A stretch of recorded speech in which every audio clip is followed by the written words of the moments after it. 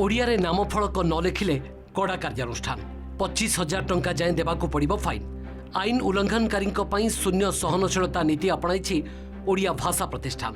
श्रम विभाग एवं ओडिया भाषा प्रतिष्ठान पक्षर चली मिलित चढ़ाऊ।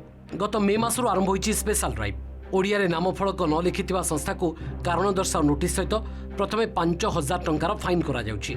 यापर जदि पुणी आईन उल्लंघन करती तेबे 25,000 टंका फाइन सहित कोर्टे मामला मध्य रुजु करा जाउछि। एही क्रम में राजधानी भुवनेश्वर 8टी व्यावसायिक प्रतिष्ठान को दि जाइछि कारण दर्शाओ नोटिस।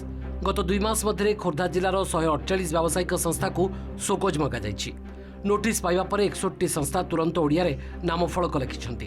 अन्य 6टी संस्था बारंबार नोटिस पाइबा सत्वे न मानिबारु कोर्टे मामला मध्य रुजु होइछि। 1 एप्रिल 2018 रु नियम लागू करा जाइथिले मध्य ए पर्यंत अनेक प्रतिष्ठान ओडिया रे नामफलक लेखुनांती।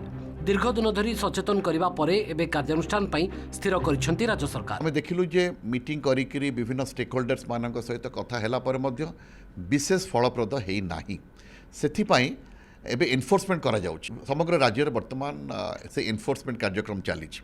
तो आमे आशा करूछु जे ए एनफोर्समेंट जरिया रे आमे ओडिया भाषा रे लेखा हिथिबा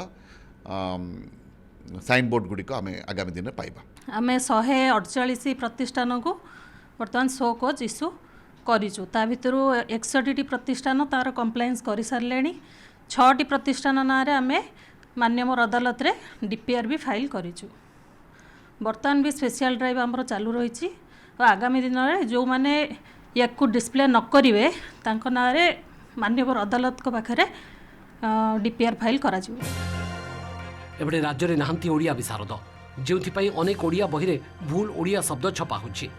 एबे शुद्ध ओडिया प्रकाशन पई उद्यम आरंभ होइछि। संपादना बनान शुद्धि एवं भाषा संशोधन पई दिया जाउछि तालीम।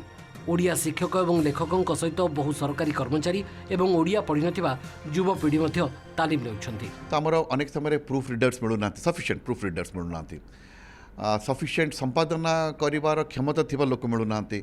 बनान शुद्धि माने अनेक समय बनान मध्य भूल रही जाउछि। तो बनान शुद्धि संपर्क मध्य से माने अवगत नुहंती। एई सामग्रिक स्किल डेवलपमेंट करिया पे एई 5 दिन कर्मशाला में आयोजन करिछु।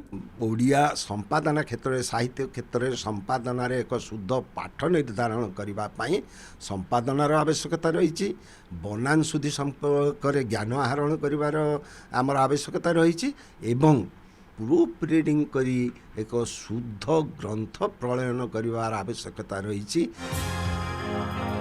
ओडिया भाषार प्रचार प्रसार पई खूब शीघ्र ओडिया रे प्रकाशित 50टी क्षुद्र गल्प को इंग्राजी एवं स्पाइनिश भाषा रे अनुवाद करा जिवो। भुवनेश्वर कैमरा पर्सन स्मृति सामल सहित चंदन पाइकराय रिपोर्ट ओटीवी।